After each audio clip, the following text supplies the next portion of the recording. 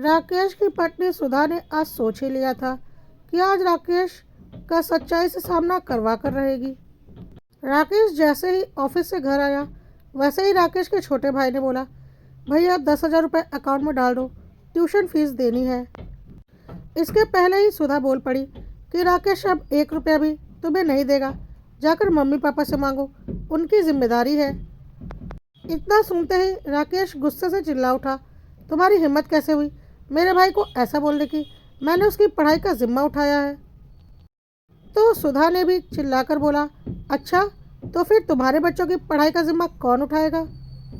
इस पर राकेश ने चिल्लाकर बोला, उसकी चिंता तुम मत करो, हमारे बच्चे अभी छोटे हैं, जब वह बड़े होंगे तब देखा जाएगा।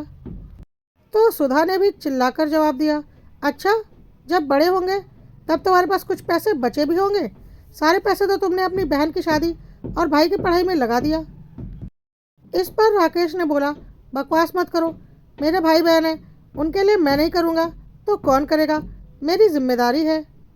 तो सुधा ने बोला, अच्छा तुम्हारी जिम्मेदारी है, तुम्हारे माता पिता की कोई जिम्मेदारी नहीं, ये तुम्हारी औलाद है या उनकी औलाद है? राकेश, उसका भाई और माता पिता सब सुधा की यह बातें सुन रहे थे और सब मिलकर सुधा को भला बुरा कह रहे थे। लेकिन सुधा आज किसी की भी सुनने वाली नहीं थी।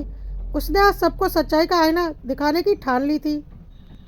सुधा ने साफ शब्दों में कहा, माँ बाप औलाद पैदा करते हैं खुद उनकी परवरिश करने के लिए, ना कि उनके बड़े भाई के सर के ऊपर उनकी जिम्मेदारी थोपने के लिए।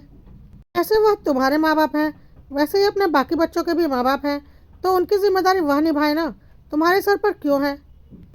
इस पर राकेश ने चिल्लाकर जवाब दिया, उन्होंने मुझे पढ़ाया लिखाया, मुझे इस काबिल बनाया, तो क्या अब मेरी कुछ जिम्मेदारी नहीं? लेकिन आज सुधा भी चुप रहने वाली नहीं थी। उसने पलटकर बोला, बिल्कुल जिम्मेदारी है, पर एक बेटे के रूप में, एक भाई के रूप में नहीं। तुम्हें एक बेटा बनकर अपने माँ बाप की सेवा के लिए जो कुछ करना है करो, मैं कुछ नहीं बोलूँगी, क्योंकि वह तुम्हारी जिम्मेदारी है। लेकिन अब एक भाई बनकर तुम्हें तुम्हारे भाई बहनों की जिम्मेदारी मैं नहीं उठाने दूंगी, क्योंकि यह तुम्हारे माता पिता की जिम्मेदारी है, ना कि तुम्हारी। तुम क्या कह रहे हो कि तुम्हारी पढ़ाई में माता पिता ने खर्च किया, तो क्या तुम्हारे भाई बहनों की पढ़ाई में नहीं किया है?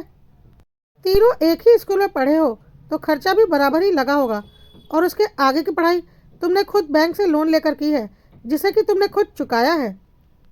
तो फिर अब उनका छोटा बेटा भी अपनी पढ़ाई खुद करे या फिर उसके माता पिता करवाएं, तुम उसकी जिम्मेदारी क्यों लोगे?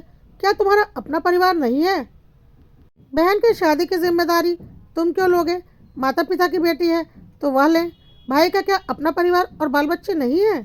एक बात बताओ, मेरे 2 बेटे हैं, पर मैं एक बेटी भी चाहती थी, पर तुमने साफ मना कर दिया कि मैं 2 बच्चों से अधिक का खर्चा नहीं उठा सकता।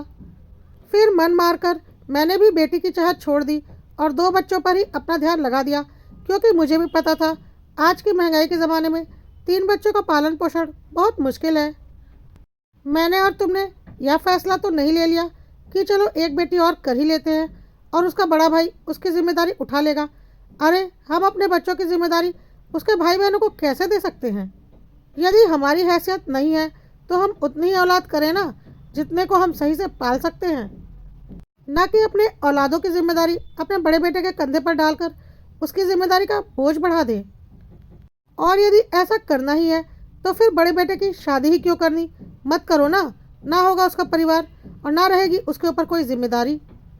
एक बात बताओ, आज तो तुम अपनी आय का एक बहुत बड़ा हिस्सा अपने बहन की शादी और भाई की पढ़ाई में लगा चुके हो, और अभी भी तुम आगे बहुत कुछ लगाने को तैयार हो, और सेविंग के नाम पे तुम्हारे पास कुछ भी बचा नहीं है। कल को जब तुम्हारे खुद के बच्चों को पैसों की ज़रूरत पड़ेगी तो तुम कहाँ से दोगे?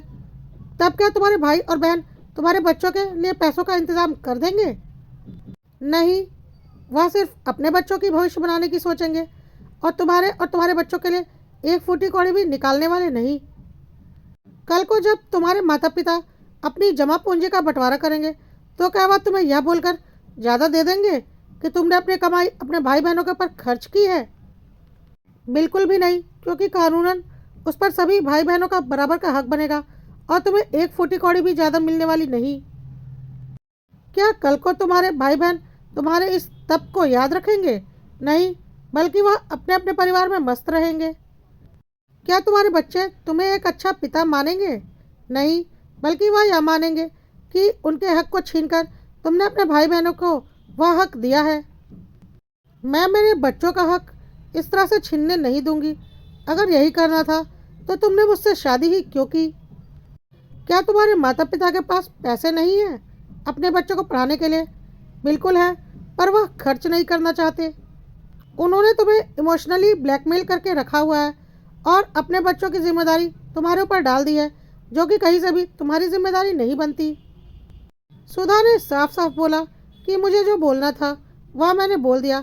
अब यदि तुम मुझसे सहमत हो तो ठीक, नहीं तो मैं तलाक लेने को तैयार हूँ। बस मुझे और मेरे बच्चों को उनके हक का पैसा चाहिए, क्योंकि मैं इस तरह से अपने बच्चों का भविष्य बर्बाद नहीं होने देना चाहती। यदि अपने बच्चों का पालन पोषण नहीं कर सकते तो ज़रूरत क्या है ज़्यादा बच्चे पैदा करने की? जितने पाल सको उतने ही पैदा करो, ना कि उनके बड़े भाई के ऊपर उनकी जिम्मेदारी डालकर उनके बड़े भाई की ज़िंदगी भी मुश्किल कर दो। या फिर इतना ही शौक है तो बड़े बेटे की शादी ही ना करो। आज सुधा किसी की भी सुनने वाली नहीं थी और किसी के पास उसकी बातों का कोई जवाब भी नहीं था। दोस्तों, यह एक काल्पनिक कथा है, पर कई घरों की कड़वी हकीकत है। बड़े भाई को जिम्मेदारी की बोझ से इस तरह जकड़ दिया जाता है कि वह अपने परिवार के लिए कभी जी ही नहीं पाता।